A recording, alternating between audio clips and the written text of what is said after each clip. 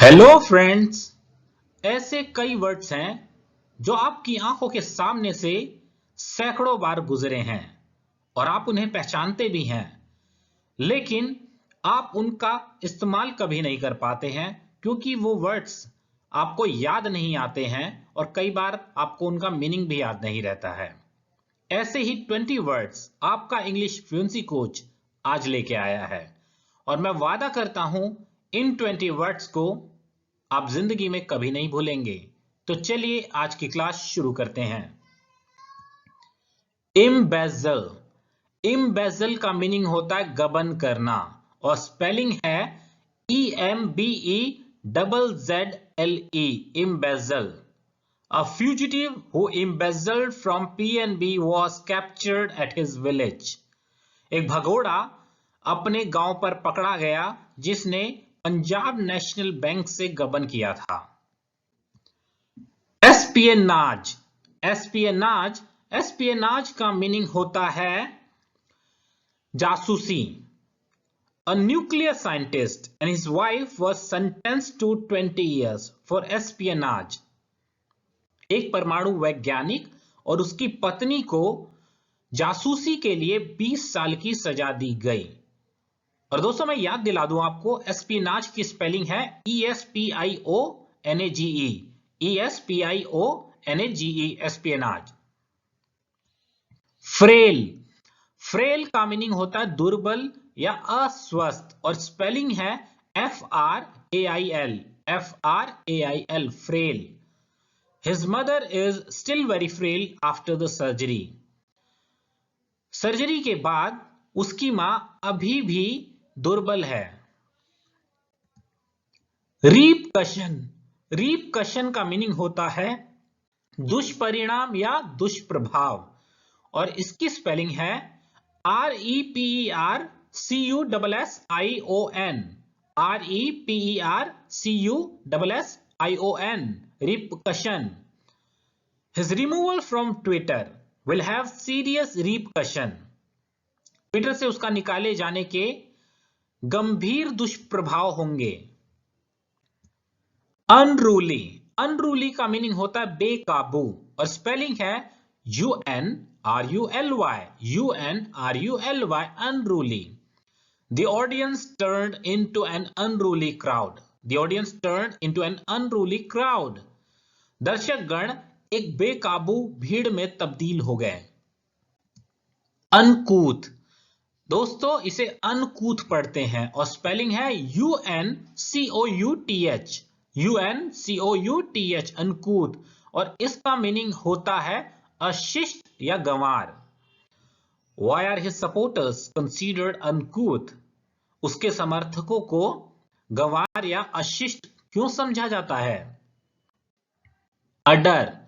अडर UDDER अडर। अडर का meaning होता है गाय या भैंस के थन। Can we drink milk straight from the udder? Can we drink milk straight from the udder? क्या हम सीधे गाय या भैंस के थन से दूध पी सकते हैं? Sawdust. SAWDUST। SAWDUST sawdust. Sawdust का मीनिंग होता है लकड़ी का बुरादा।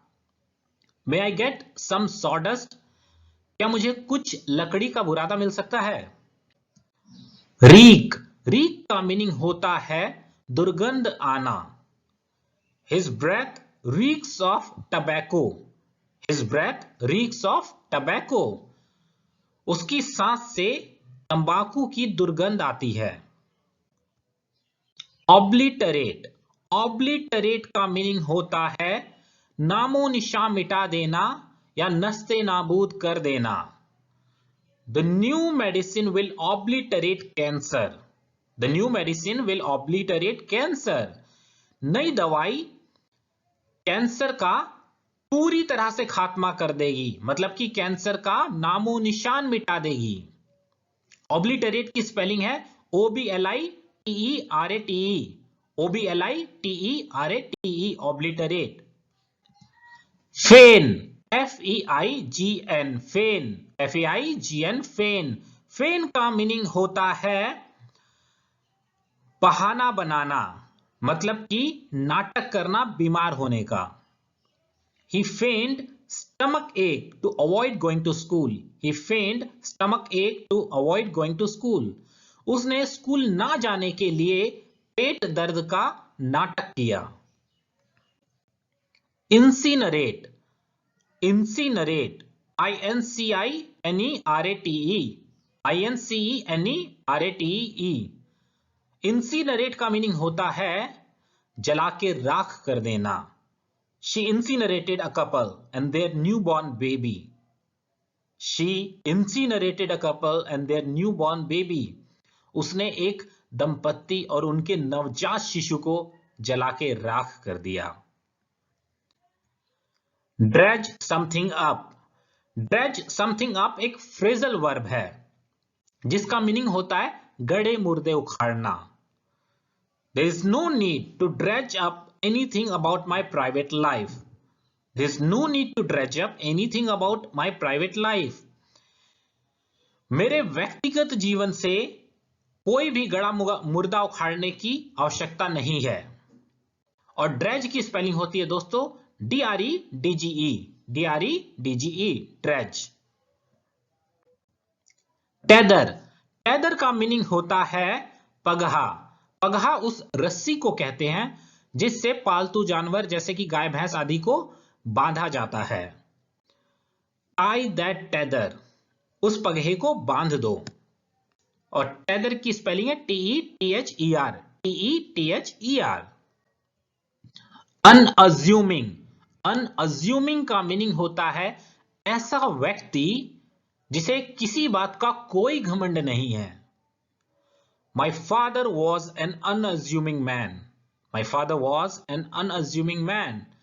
मेरे पिता एक विनम्र व्यक्ति थे, मतलब कि मेरे पिता ऐसे व्यक्ति थे जिन्हें किसी बात का कोई घमंड नहीं था।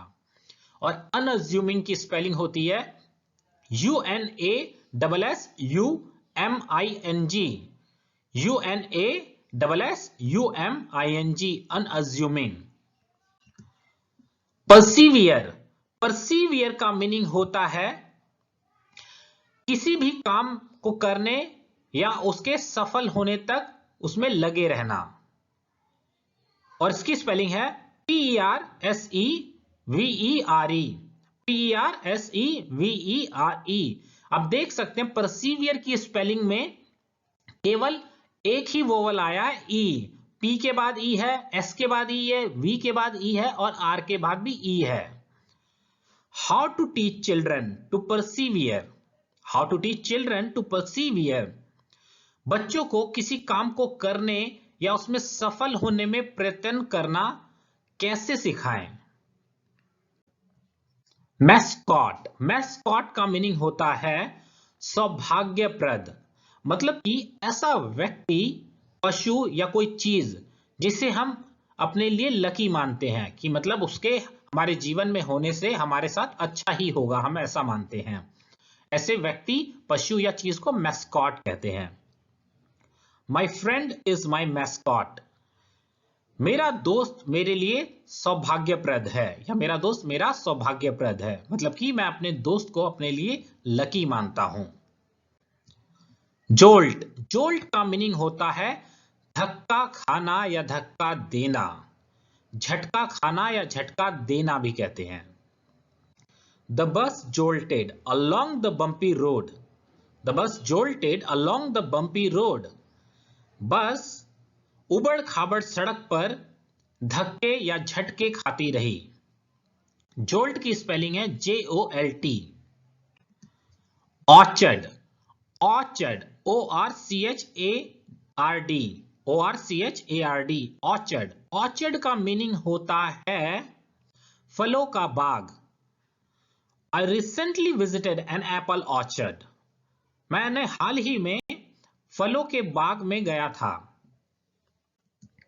प्रीटेक्स्ट, प्रीटेक्स्ट का मीनिंग होता है बहाना और स्पेलिंग है P-R-E-T-E-X-T, P-R-E-T-E-X-T, pretext. She left on the pretext of having an appointment at the dentist. She left on the pretext of having an appointment at the dentist. वह दांतों के doctor के पास अपॉइंटमेंट होने का बहाना बनाकर निकल गई। That is all, friends, for today. And I'm sure you will never forget these words. And you can see all these words are very important in daily life conversations. Thank you, friends, for watching this video.